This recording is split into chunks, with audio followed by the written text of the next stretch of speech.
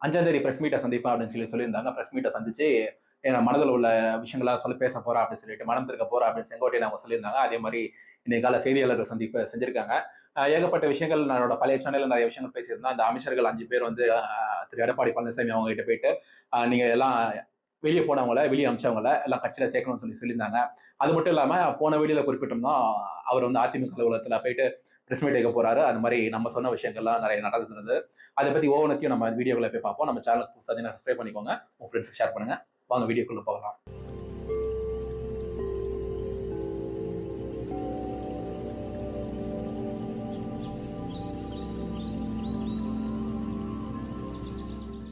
நம்ம முந்தினத்து 3ஆம் தேதி செங்கோட்டையன் அவங்கள பத்தி ஒரு வீடியோ போட்டிருந்தப்ப நம்ம ஒரு விஷயம் குறிப்பிட்டிருந்தோம். அவங்க அதிமுக அலுவலகத்துல போயிட்டு செய்தியாளர்கள் சந்திக்க போறாரு. அவர் எப்படிங்க கட்சியை விட்டு வெளியே போறன்னு அறிவிப்பு சொல்லுவாரு அப்படின்னு சொல்லிட்டு நம்ம ஒரு கேள்வியும் கேட்டிருந்தோம். ஏன்னா அப்ப செய்தியாளர்கள், அந்த செய்தி தொடர்பாளர்கள், அந்த அரசியல் விமர்சகர்கள் இவங்கெல்லாம் வந்து நிறைய பேர் என்ன ட்வீட் போட்டு இருந்தாங்க. அரசியல் விமர்சகர்கள் என்ன சொல்லிட்டு இருந்தாங்கன்னா, அவர் தாவேக்கால இணைய போறாரு, திமுக இணைய போறாங்க அப்படின்னு சொல்லிட்டு இருந்தாங்க. அப்படிலாம் கிடையாது. அவர் 1982லயே வந்து எம்ஜிஆர் அவங்க 12 இளைஞர்களை அமைச்சராக்கணும்னு பார்த்தாரு. அந்த காலத்துல 72ல இருந்து அவர் கிளை செயலாளரா இருக்காரு. 82லயே வந்து அவர் அமைச்சராக்கணும்னு பார்த்தாங்க 12 இளைஞர்கள். அப்பயே இபிஎஸ் அவங்கலாம் வந்து வளர்றதுக்கு முன்னாடியே, ஒரு எம்எல்ஏ ஆகிறதுக்கு முன்னாடியே அவர் அமைச்சர பதவியை அடையிற நிலைமையில இருந்தாரு அப்படின்ற விஷயங்கள்லாம் நம்ம குறிப்பிட்டிருந்தோம். அதனால அவர் கட்சியை விட்டு போக மாட்டாங்க நம்ம போன வெளியில சொல்லியிருந்தோம். அதே மாதிரி தான் சொல்லியிருந்தாரு. அவர் வீட்டுல இருந்து அந்த பிரஸ் மீட் வரதுக்கு ஒரு 3 கிலோமீட்டர் ரோட் ஷோ நடத்தியிருந்தாரு. அதெல்லாம் பார்த்தோம். நல்ல ஒரு தொண்டர்கள் நிறைய பேர் வந்திருந்தாங்க. ஒரு 10,000 பேர் வந்ததாலே அதை பார்க்க ஒரு 1,00,000 பேர் மாதிரி இருக்கும். அதனால எண்ணிக்கையெல்லாம் நமக்கு தெரியாது. நம்ம அடுத்தடுத்து வர வீடியோக்கள்ல சொல்லுவாங்க. நமக்கு இந்த காவல்துறையில் இருக்கிற நண்பர்கள் இருக்காங்க, அந்த மீடியால ஒர்க் பண்ணனால வந்ததுன்னா இன்ஃபர்மேஷன் வந்ததுன்னா அடுத்த வீடியோல உங்களுக்கு சொல்றேன். அப்புறம் இந்த பிரஸ் மீட் ஆரம்பிச்சதுக்கு அப்புறம் அந்த அதிமுக ஆரம்பிச்ச வரலாறு, அவர் எப்படி கிளை செயலாளராக இருந்தாரு, அதுக்கப்புறம் மாயத்தேவர் அப்படின்ற ஒருத்தரை வந்து நம்ம 2 லட்சம் ஓட்டு வித்தியாசத்துல ஜெயிக்க வச்சு அப்படின்னு சொல்லிட்டு இருந்தாங்க.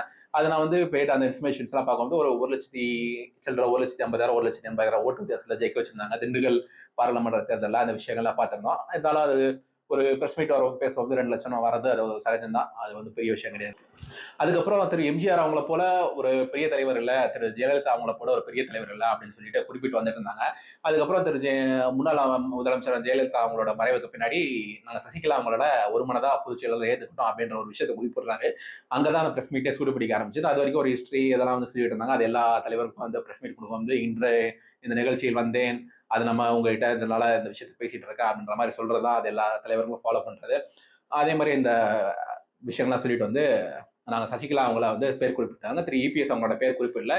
அன்றைய முதலமைச்சரும் இன்றைய எதிர்கட்சி தலைவர்னு ஒரு வார்த்தை குறிப்பிட்டாரு. அதுதான் இபிஎஸ் அவங்க குறிப்பிட்டது. ஆனா பேர் ஓப்பனா குறிப்பிடல. சசிகலா அவங்கள பொதுச் செயலாளர் ஆக்கியிருந்தோம் அப்படின்னு சொல்லி சொன்னாங்க. எனக்கு அவருக்கு ஏகப்பட்ட வாய்ப்புகள் வந்தது. எனக்கு வந்து 2 வாய்ப்புகள் வந்தது அப்படின்னு சொல்லி சொல்றாங்க. ஒரு விஷயம் நம்ம என்ன பார்க்க வந்து 2016ல இது கரெக்டா தப்பா அப்படின்னு சொல்லி தெரியாது. ஆனா நமக்கு அப்போ அந்த ரூமர்ஸ் எல்லாம் நிறைய வந்துட்டு இருக்குங்களா, இந்த கூவத்தூர்ல வந்து நடந்தது. அப்ப சின்னம்மா அவங்க வந்து திரு சசிகலா அவங்க வந்து என்ன பண்ணாங்கன்னா, ஃபர்ஸ்ட் நீங்க முதலமைச்சர் ஆகிறீங்களான்னு கேட்டது இவங்களதான் கையை கட்டி கேட்டாங்க. ஆனா அன்னைக்கு ஒரு ஒரு சில விஷயங்கள் இல்லாததுனால அந்த வாய்ப்பு தவறி போயிடுது அப்படின்னு சொல்லி பாக்குறோம். மேபி அது ஒரு விஷயமா இருக்கலாம்.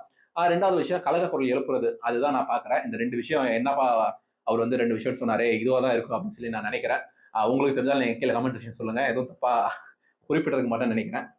அதுக்கப்புறம் என்ன சொல்றாருன்னா, திரு ஜெயலலிதா அவங்களே வந்து சட்டமன்றத்துல வந்து குறிப்பிட்டிருந்தாங்க, மூத்த தலைவர்களை வந்து ஏன் நீங்க மதிக்கிறது இல்லை அப்படின்னு சொல்லி சொல்லுவோம் வந்து திரு ஜெயலலிதா அவங்களே வந்து என்ன சொல்லியிருக்காங்க அப்படின்னா, இந்த சட்டமன்றத்திலேயே நீங்க பாத்தீங்கன்னா எவ்வளவு மூத்த தலைவர்கள் இருக்காங்க, அவங்களெல்லாம் அரவணைச்சுதான் அவங்களுக்கெல்லாம் வந்து சீட்டெல்லாம் அந்த அரவணைச்சுதான் வந்து நான் அந்த கட்சி நடத்திட்டு இருக்கேன், எல்லாரோட ஆலோசனையும் கேட்டுதான் நடத்திட்டு இருக்கேன் அப்படின்னு சொல்லிட்டு அவங்க குறிப்பிட்டிருந்தாங்க. அந்த இதுல செங்கோட்டையன் அவங்களும் வந்து இருந்திருக்காங்க.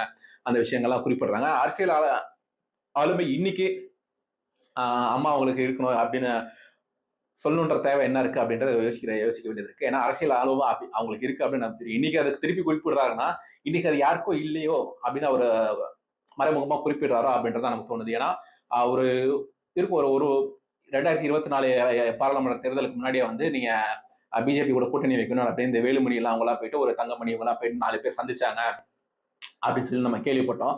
அப்பயே திரு ரங்கராஜ் பாண்டே அவங்களாம் வந்து பிரஸ் மீட்ல வந்து இல்ல ஆமா அப்படின்னு ஒரு ஒரு சொல்லிட்டு இருந்தாங்க. மேபி அவருக்கு அந்த இன்ஃபர்மேஷன்ஸ் இருந்திருக்கலாம். இன்னைக்கு அதாவது ஓப்பனா போட்டு உடைச்சிருக்காரு. நாங்க போய் ஒரு 5, 6 அமைச்சர்கள் போய் சந்திச்சோம். முன்னாள் அமைச்சர்கள் போயிட்டு நீங்க இந்த பிரஸ் மீட்ட அது பாஜக கூட கூட்டணி வைக்கணும் அப்படின்னு சொல்லி சந்திச்சோம். ஆனா அன்னைக்கு அவர் ஏத்துக்கல. அப்படி ஏத்துக்கிட்டு இருந்தாரா 30 சீட் வந்திருப்போம். அப்படி வென்றிருப்போம் அப்படின்லாம் சொல்லியிருந்தாங்க. நிறைய குற்றச்சாட்டுகள் வச்சிருந்தாங்க.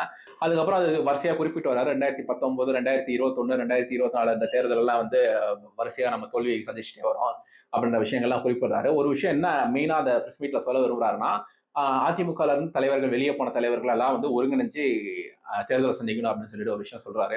மறப்போம் மன்னிப்போம் அப்படின்ற ஒரு வார்த்தையை குறிப்பிட்டு சொல்றாரு. திரு டிடிவி அவங்க, அதுக்கப்புறம் ஓபிஎஸ் அவங்க, அதுக்கப்புறம் திரு சசிகலா அவங்க, திருமதி சசிகலா அவங்க, இந்த 3 பேரும் தான் இணைக்கணும் அப்படின்னு சொல்லிட்டு இருப்பாங்க அப்படின்னு நினைச்சிட்டு இருப்பீங்க. ஆனா இன்னொரு விஷயங்கள் என்னன்னா, இவங்களோட ஆதரவாளர்கள் ஒரு சிலவங்க இருப்பாங்கல்ல, அவங்கலாம் வந்து இவங்களை விட்டுட்டு வரதுக்கு ரெடியா தான் இருக்காங்க ஏடிஎம்கேல ஒரு சிலவங்க. அந்த வர தொண்டர்களை எங்க ஏடிஎம்கேல ஏத்துக்கிறது இல்லை. அதாவது சசிகலா அவங்க, அதுக்கப்புறம் டிடிவி அவங்க, ஓபிஎஸ் அவங்க 3 பேரோட தொண்டர்கள், அதாவது 3 பேர் ஆதரவா இருக்கிறவங்க அவங்க கூட இருக்காங்க. ஒரு சிலர் அவங்களை விட்டு விலகி அதிமுக வந்து சேரணும்னு நினைப்பாங்க. ஆனா என்ன மெம்பர்ஷிப் வந்தா நீங்க அதை போன் பண்ணி நீங்க மெம்பர்ஷிப் வாங்கிடலாம். ஆனா கட்சியில மீட்டிங்ஸ் எல்லாம் சேர்த்துக்கிறதுன்னு ஒரு விஷயம் வரும் வந்து இதெல்லாம் வந்து சேர்த்துக்காம இருக்காங்க அப்படின்ற ஒரு குற்றச்சாட்டு இருக்கு.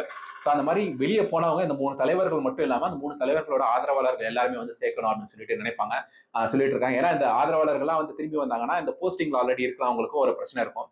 ஏன்னா வந்தாங்கன்னா என்ன ஆல்ரெடி ஒரு மாவட்ட செயலாளர் இருக்கானா, ஓபிஎஸ் அணியில ஒருத்தர் மாவட்ட செயலாளர் இருப்பாரு. அவரு இங்க ஒரு வந்து அந்த மாவட்ட செயலாளர் பதவிக்கு ஒரு பிரச்சனை வரும். ஸோ மேல்மட்டத்துல இருந்து கீழ்மட்டம் வரைக்கும் அவங்க சேர்க்கறதுக்கு கண்டிப்பா எதிர்ப்பு இருக்கு. ஒரு 10 நாள் கெடு விதிச்சிருக்காங்க. நீங்க அந்த எல்லாம் வந்து பிரிஞ்ச தலைவர்கள்லாம் சேர்க்கணும் அப்படின்னு சொல்லிட்டு கெடு விதிச்சிருக்காங்க. இது பாஜகவின் சரியா அப்படின்னு சொல்லி கேட்டீங்கன்னா, பாஜகவின் சரி கிடையாது. ஒரு ஸ்ட்ராட்டஜியா இருக்கும் அப்படின்னு சொல்லி நான் சொல்லுவேன். என்னன்னா இப்போ அதிமுக கூட்டணி வச்சுட்டாங்க. இப்ப இந்த 3 தலைவர்கள் ஓபிஎஸ் அவங்க, டிடிவி தினகரன் அவங்கலாம் வந்து என்டிஏ விட்டு விலகிட்டு அப்படின்னு சொல்லிட்டு அபிஷியலா அறிவிச்சிருக்காங்க. ஸோ இவங்க 2 பேர் வந்து திருப்பி அவங்க வந்து ஒரு கட்சி வச்சிருக்காங்க. எந்த நிபந்தனையும் இல்லை அப்படின்னு சொல்லிட்டு இருக்காங்க செங்கோட்டையன் அவங்க. ஸோ ஒரு அதிமுக கட்சியில வந்து சேர்ந்துட்டோம், அதுக்கு பணியாற்ற வந்திருக்கோம் அப்படின்ற மாதிரி சேர்த்துக்கிட்டாங்கன்னா அந்த கட்சியெல்லாம் வந்து சேர்த்து இணைஞ்ச மாதிரி தான் இருக்கும். இபிஎஸ் அவங்க என்ன நினைக்கலாம் அப்படின்னா, ஏன் அவங்க 3 பேர் சேர்க்காம இருக்கிறதுக்கு இருக்க இடம் கொடுத்தா படுக்க பாய் கேட்டானா அப்படின்னு சொல்லிட்டு ஊர்ல ஒரு பழமொழி இருக்கும். இவங்க 3 பேர் இப்ப சேர்த்துக்கிட்டா அப்படின்னா திருப்பி இந்த பொதுச் செயலாளர் பதவிக்கு ஏதாவது வந்து ஒரு விஷயங்கள் செஞ்சிருவாங்களோ, திருப்பி ஏதாவது பொதுச் செயலாளர் பதவிக்கு ஏதாவது பிரச்சனை வருமோ அப்படின்னு மேபி நினைச்சிருக்கலாம் அந்த மாதிரி பழமொழியை பேஸ் பண்ணி. ஆனா ஒரு விஷயத்த சொல்லி ஆகணும், திரு இபிஎஸ் அவங்க மேல வந்திருக்காங்க அப்படின்னா ஒரு சின்ன விஷயம் கிடையாது. ஏன்னா படத்துல ஒரு டைலாக் கேள்விப்பட்டிருப்பேன், நான் 10 பேர் அடிச்சு டான் ஆகலடா, நான் 10 பேர் அடிச்சு டான் ஆகணும் இல்லடா, நான் அடிச்ச 10 பேருமே டான் தான் அப்படின்ற மாதிரி இவர் அடிச்ச 3 பேருமே டான் தான். ஏன்னா ஒரு 2 முறை முதலமைச்சரா இருந்திருக்க ஓபிஎஸ் அவங்க, அதுக்கப்புறம் ஜெயலலிதா அம்மா அவங்க கூட வந்து கூடிய இருந்த தோழியா இருந்த கூடிய சசிகலா அவங்க, அதுக்கப்புறம் டிடிவி தினகரன் அவங்களை பத்தி தெரியும். ஸோ 3 பேருமே வீதி தான் மேல வந்திருக்காரு. ஸோ உங்களுக்கு புரிஞ்சிருக்கும்னு நினைக்கிறேன். ஸோ இந்த கெடு விதிச்சிருக்காங்க. இதுக்கப்புறம் என்ன நடக்கும் அப்படின்றது இந்த கெடு 10 நாள் முடிஞ்சதுக்கு அப்புறம் தான் மேபி இன்னொரு செய்தியாளர் சந்திப்பாரா அப்படின்றது நமக்கு தெரியும். ஏன்னா இன்னொரு சின்ன விஷயத்த குறிப்பிட்டிருக்கிற என்னன்னா, நாங்க ஒரு குழு ஆரம்பிச்சு நாங்க இந்த எல்லாருமே வந்து அதிமுகல போய் சேர்க்கறதுக்கு தான் நாங்க முயற்சி பண்ணுவோம் அப்படின்னு சொல்லியிருக்காரு. ஸோ அவர் அதிமுகல இருந்து கண்டிப்பா விலக மாட்டார், திமுக தாவேக்கல போய் சேர மாட்டார் அப்படின்றது ஆல்மோஸ்ட் 99.9% உறுதியாக இருக்கு அப்படின்னு தான் நம்புறோம். ஸோ இந்த வீடியோ உங்களுக்கு பயனுள்ளதா இருக்கும்னு நினைக்கிறேன். உங்க சேனலுக்கு புதுசாக சப்ஸ்கிரைப் பண்ணிக்கோங்க, ஃப்ரெண்ட்ஸுக்கு ஷேர் பண்ணுங்க. இன்னொரு வீடியோ சந்திப்போம்.